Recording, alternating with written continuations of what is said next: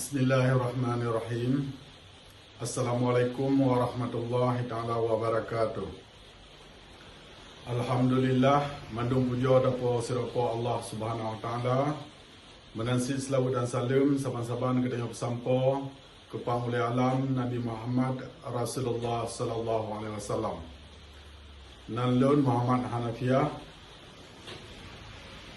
lun sebagai Ketua Aceh Sumatera National Liberation Front ASNLF di Denmark. Orangnya lun mantang Ketua sebagai Ketua ASNLF di Denmark. Orangnya nak ke tanggal 1 Oktober 2022. Niba orangnya lun penyata sikap, lun atenan pribadi, lun sokong, lun support, lun bantu so mantang pu mantang nan jamaah, pu mantang nan kelompok ateh nan gelawan Indonesia beserta sarung-sarung jaro untuk kepentingan nasional bangsa Aceh nak ke merdeka.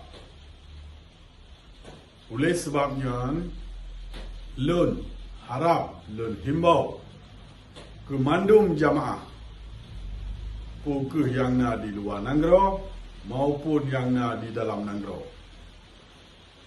Ya, katanya saban-saban tak aktif draw, tak aktif jamaah katanya yang kali na untuk talawan Sipai Jawa, untuk talawan Indonesianya atau Belanda Hitam yang ka di Pekasio Nanggro katanya nak ke Aceh.